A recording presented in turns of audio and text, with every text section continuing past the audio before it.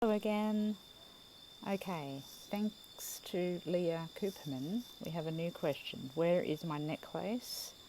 And on here, the second part to it is it stolen?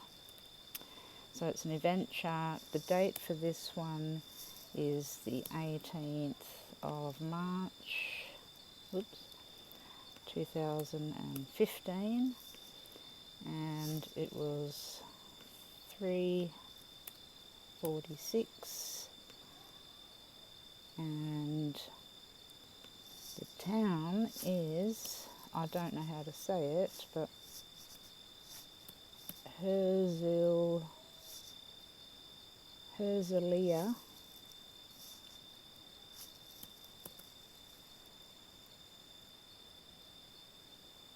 Okay, it doesn't want to come up.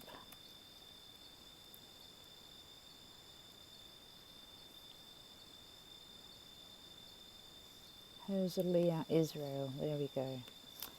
Okay, let's move forward. Alright. Now we go into our extended charts. Make sure that this is the one at the top there. I like Liz Green, as I've said before.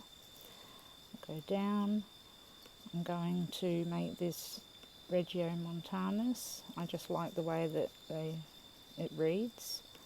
Turn on my aspects to Chiron. All objects. Reduce the orb to 80%. Oops. Turn on the deacons because I like to look at those. And then the part of fortune. And that's it. Let's have a look at this chart.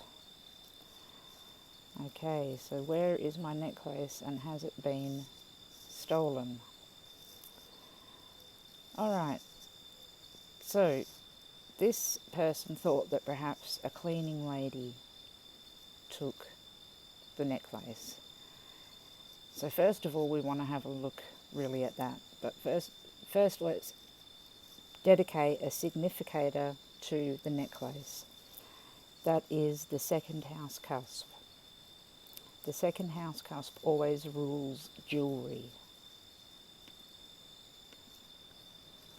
Now the ascendant is Virgo and the second house cusp is Virgo. So both are ruled by Mercury. Interestingly, the deacon here is Mercury as well. So we're not going to use Mercury as the querent. We're going to use the moon. So we're going to use the moon as the ruler for the querent. Okay, so first of all, let's have a look and see whether the cleaning lady took the jewellery. Okay, so the second house cusp is ruled by Mercury. Mercury is in the 7th house. It's in Pisces. So I just have to note here that it's in very tight conjunction to Neptune. And being in Pisces, it's showing me that there's something to do with water. So that's just the very first thing I see initially. Now, the cleaning lady, she is ruled by the 6th house. So the 6th house is Aquarius, and that is Saturn. Now Saturn's at 4 degrees of Sagittarius in the 4th house of the home. So at this point you'd be led to believe, well, it could be possible that she did take it from their home. Now we want to see an aspect between Mercury, the piece of jewellery, and Saturn, and there is one, but it's a separating aspect. It's not applying, it's not getting closer together. Mercury is going to move away a lot faster than Saturn could catch up.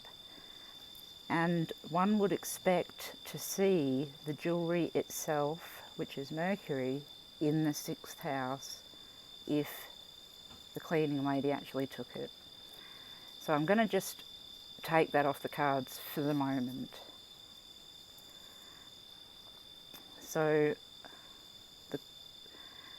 Okay, so yes, this recently separated square gives us a possibility of theft, but more so not really, because we would expect to see it in the 6th house. So the jewellery being in the 7th house shows that it could be in the house, first of all, because it's angular, so that is close by or within sight and visible, and it could be near her partner's side of the bedroom, because the 7th house is the partner. Now, you'll notice as well that the Mercury is in the decan of the moon, which indicates that it's actually in the home, so it appears to be in the home there. Now, something that leans towards me thinking that the cleaner didn't take it was, as well, Venus, which naturally rules the 2nd house and jewellery, is in its own sign of Taurus, and that is making a trine to the ascendant, and it's an applying trine, so that is like a recovery is going to happen reasonably quickly. Now, when we look at the moon is only has to move 7 degrees to hit or join Mercury, which is that piece of jewellery. So that leads me to believe that it won't be long before that piece of jewellery is in her hand. Now, there's a little obstacle in the way, which is Neptune. And then the square to Pluto, I mean, that's the first aspect that the moon's going to make before going on to Neptune and Mercury. So it shows us that there's a block in the way of wherever it may be. There's something in the way of it, something in front of it. And the fact that it's all angular here and that the jewellery is in an angular position, that leads me to believe that it's fairly high up. So, what can we glean from this? Is there anything else? Okay, there is something else. The part of fortune is in the 12th house, which is hidden. And the fact that Neptune and Mercury, the jewellery, is in Pisces, that shows as well that it's hidden somewhere.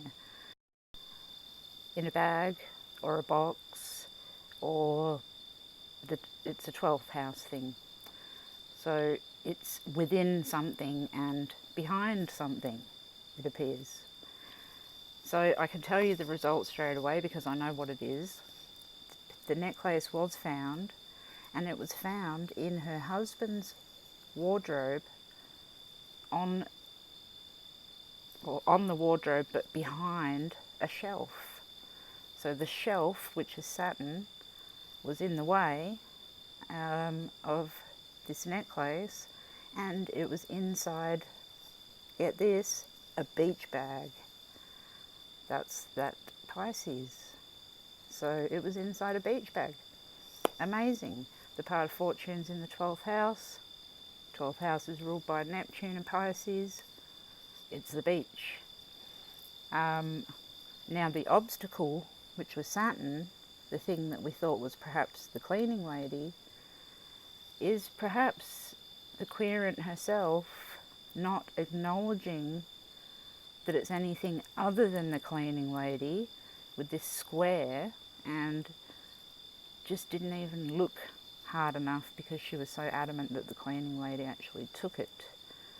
So not only was it an impediment in front of the actual object, but I think it was an impediment within her mind, which ironically is Mercury, and Mercury rules both the first and the second, that stopped her from actually looking for it physically. So there we go. Venus in Taurus was right, everything was right, and she got her necklace back. So that's another fascinating study in horary. I hope you liked it. Bye.